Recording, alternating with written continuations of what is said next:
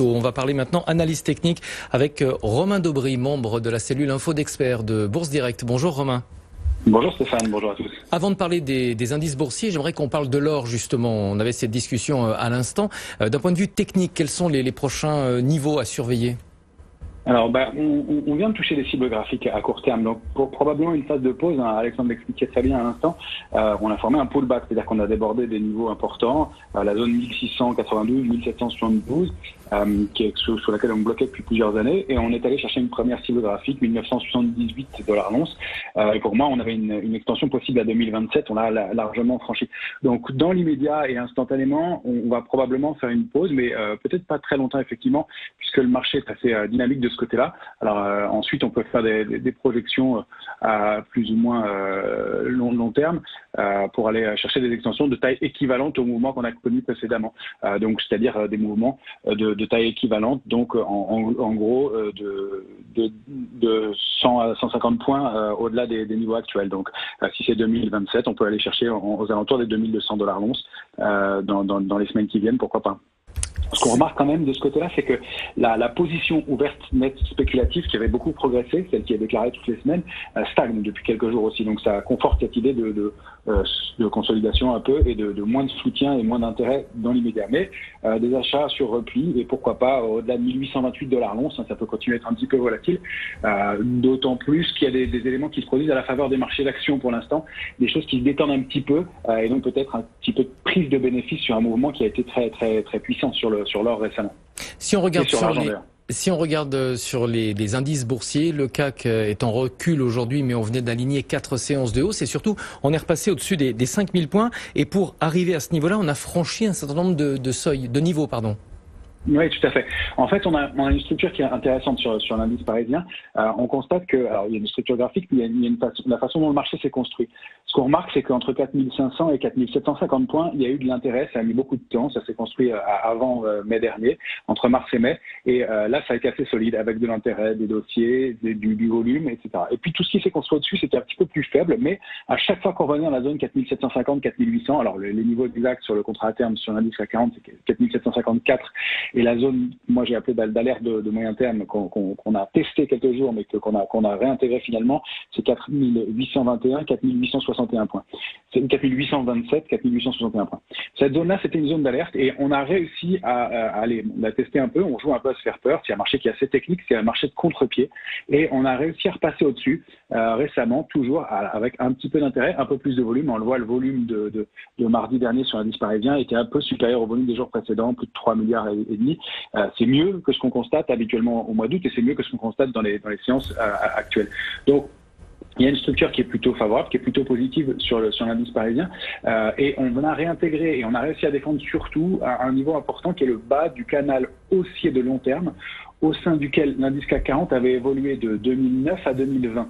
On l'avait rompu suite à la crise du Covid et de la Covid et on s'est installé autour et on a aussi le tour, mais on maintient ce niveau-là, on le défend.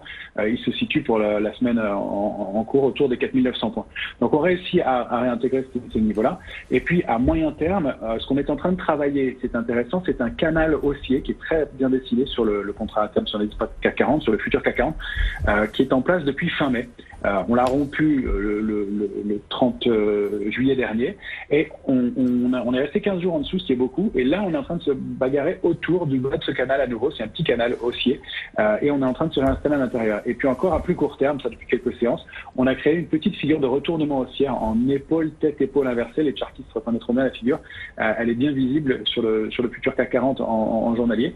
Une petite structure qui est assez penchée, mais qui fonctionne bien et qui donne un potentiel de hausse pas extraordinaire encore, mais qui permet de viser aux alentours d'un niveau qui se situe aux alentours des 5148, 5161 points sur le futur CAC 40 août.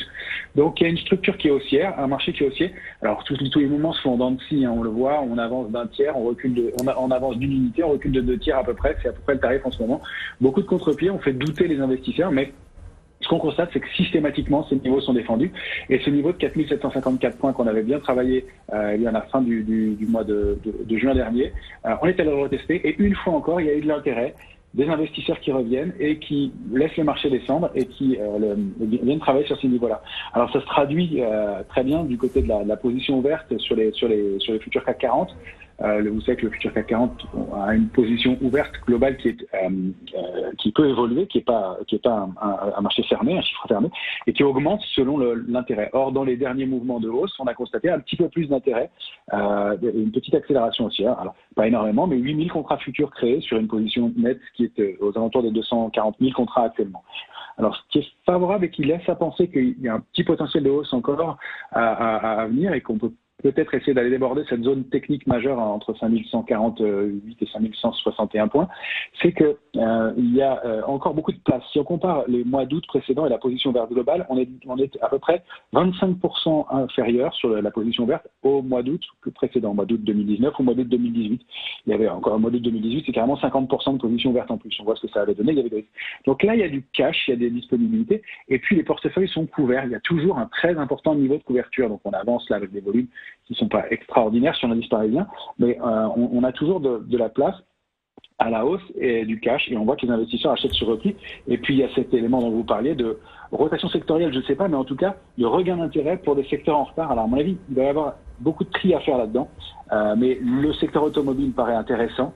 Je me méfierais beaucoup plus du secteur de l'aviation qui, lui, va à mon sens devoir être complètement restructuré, qui va devoir changer fondamentalement.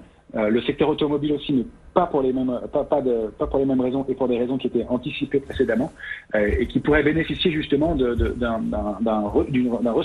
recentralisation de l'activité.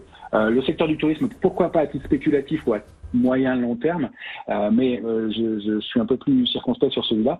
En revanche, on voit des éléments intéressants du côté du secteur oil and gas aussi qui peuvent être pas mal. Toujours beaucoup de soutien et beaucoup d'intérêt sur les petites et moyennes capitalisations. Et puis, il y a toujours en soutien les secteurs forts qui restent chimie, construction, finance, industrie qui sont pas mal, énergie nouvelle aussi. On constate qu'il y a un peu plus de faiblesse du côté de la santé, du secteur de la santé, mais c'est parce que, mais comme vous l'expliquiez précédemment, ce sont des secteurs qui ont beaucoup monté avec pas beaucoup de discernement parfois, et il va falloir maintenant distinguer un peu les dossiers, et ça va être moins global sur ces secteurs-là, mais certaines valeurs vont probablement venir en soutien. Et puis le secteur technologique, c'est un peu la même chose. Je pense que toutes les technologies ne vont pas continuer leur parcours comme on les a connus précédemment, mais il y a encore de la place, encore du potentiel de hausse dans les jours et semaines à venir sur ces valeurs-là. Donc, je suis tout à fait d'accord avec l'analyse que proposait Alexandre. Je pense qu'on peut continuer vraiment, qu'on est un peu à la croisée des chemins, qu'il peut y avoir une phase de stagnation et de repli, mais je pense vraiment plus pour une phase, comme vous l'avez compris, de continuation et de reprise haussière avec la création d'excès, cette fois-ci effectivement fort sur les indices américains, et puis de rattrapage sur les indices européens qui sont bien en retard pour l'instant. Merci beaucoup Romain Daubry, membre de la cellule Info d'experts de Bourse Direct. La Bourse de Paris toujours dans le rouge, on perd 0,46% sur l'indice CAC 40 à 5049 points. On marque une pause.